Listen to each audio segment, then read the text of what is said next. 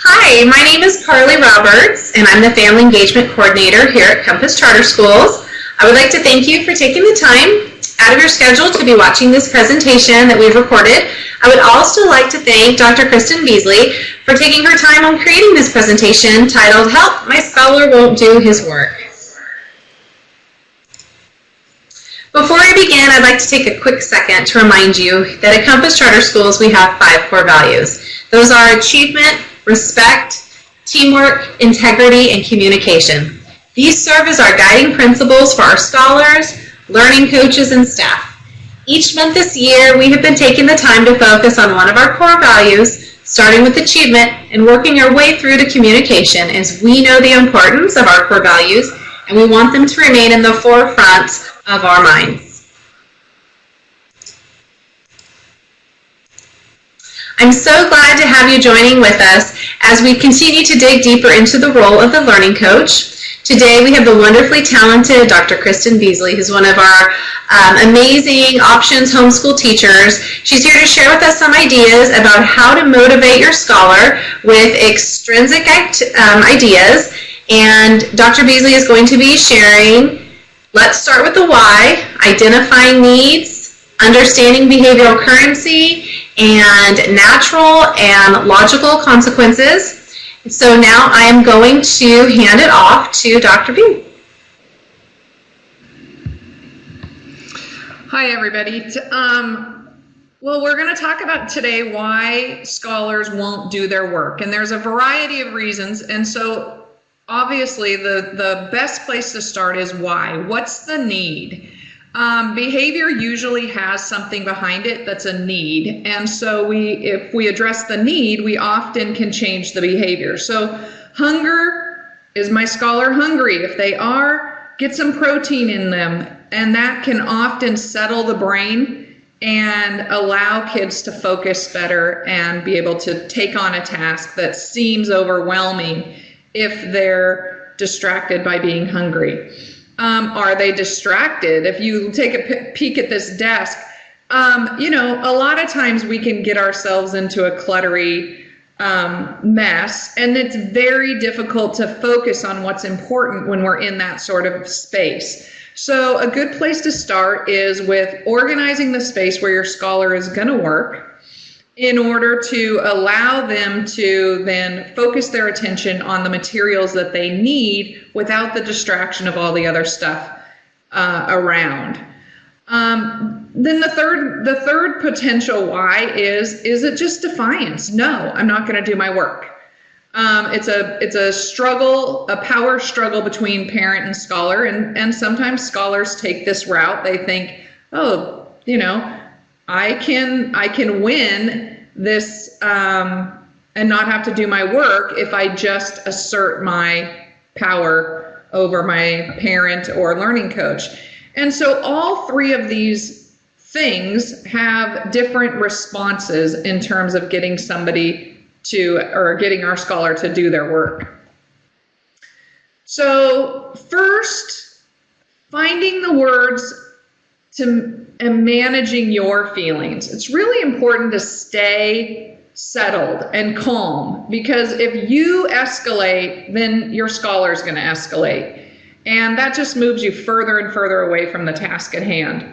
So if you say things like, oh, I hear that you don't want to do this, but it's not really a choice. This is your work and your job. And you just say it in a calm voice, and they may not love it, but we all do things that we don't love. Or you can say, come from the compassionate place of, let's talk about what you need. What do you need right now in order to get this job done? Because that opens people up. It's an open position of, I want to be helpful, which leads us to the next one, which is, what can I do to help you make a plan? I'm not taking responsibility for your job, because this is your job, whether you're in kindergarten, first, second, high school, it doesn't matter. School is the scholar's job. Our job as a learning coach or parent is to support our scholar in completing that job and task, whether it's in little small increments or a larger project. So what can I do to help you make a plan for your education, your project? When you're finished with your assignment, then you can, and this is what leads us to currency. Currency is something that we all operate with. We all do things for a reason. Sometimes it's attention, sometimes it's to have the freedom to play or do what we want to do, and sometimes it's just to feel competent. So I like to say a phrase called no audience, no show. Because that illustrates how attention, whether it's positive or negative, is currency. And so when we're talking to scholars about doing something, if their currency is attention, they're going to do whatever they can to distract us from what's at the job at hand to get attention. Whether it's positive or negative, all attention is a bonus for somebody seeking attention. So understanding what your scholar's behavioral currency is very important to helping to direct them and getting their work done.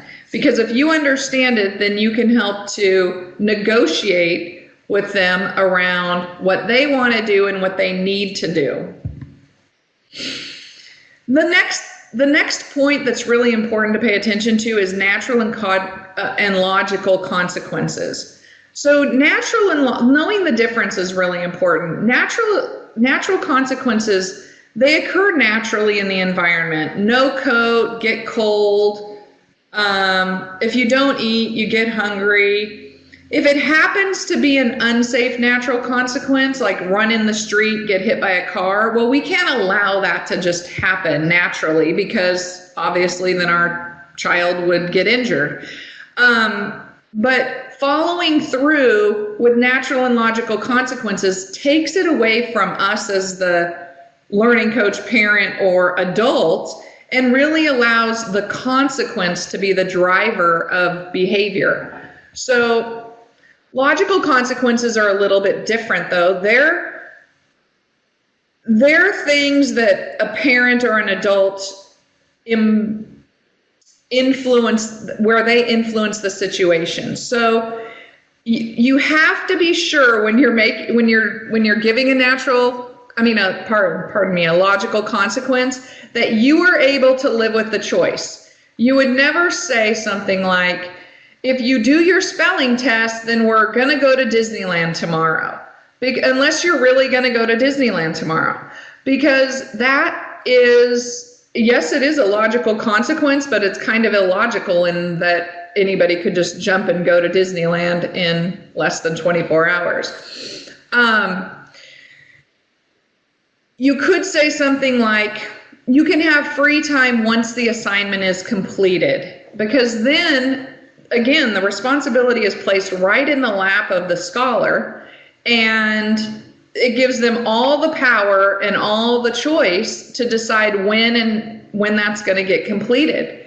Now, the difference is they can't really do anything else until they complete the assignment. So if they decide to cry about it for an hour, well, the consequence is you still got to get it done, and we're just now an hour later in the process. If a deadline is missed for an assignment, then, or whatever the task is at hand, I need you to have this done by a certain time. And if it's not done, then you're going to lose some of your currency.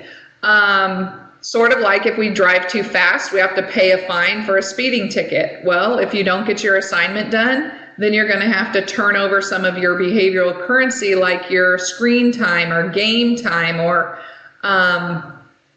some other, whatever it is, that's their behavioral currency.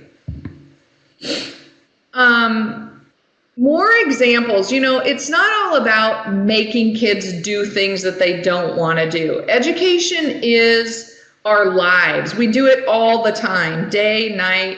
it's a continuous process, especially as homeschool families who really value learning from every single type of experience.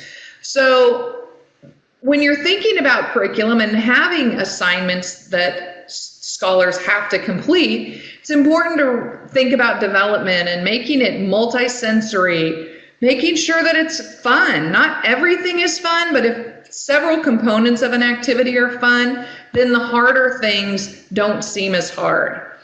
Let the scholar be a participant in planning and completing the assignment. So if you're a part of making the plan, then you're much more invested in completing that plan. And letting scholars take responsibility for their choices. If you can see that, oh my goodness, this plan is gonna fail, well, there's sometimes some of the best learning happens when we don't actually accomplish what we set out to accomplish, but we learn from our mistakes. So it's okay to let kids learn from their mistakes and not feel bad about it, because that's just education. So I like to just say, keep it simple, silly, KISS.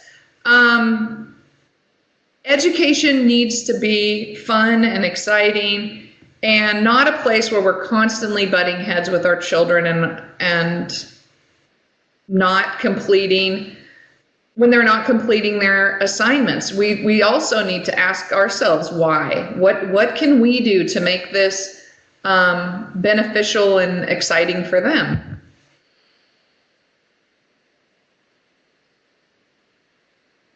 If you have any questions, comments, concerns, you can always email me, or you can reach out to Karle.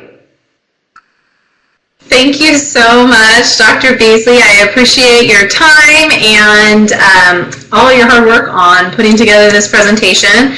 Yes, as she mentioned, learning coaches, if you have any questions about this topic of helping motivate your scholar to want to get their work done because you're encountering some difficulties, please reach out to us. We would be more than happy to help answer any questions you might have, or if you have a suggestion for a topic, you can email me at kroberts@compasscharters.org, or you can email us at info@compasscharters.org. We would be more than happy to answer any questions or try to come up with another Coach's Corner to meet some of your needs. We also are so thankful that you are a part of our Compass family. Thank you for taking the time today to watch this recording. And be sure to keep an eye on our YouTube channel, because we have lots of other resources available there for our learning coaches. We hope you have a wonderful day. Thank you. Bye-bye.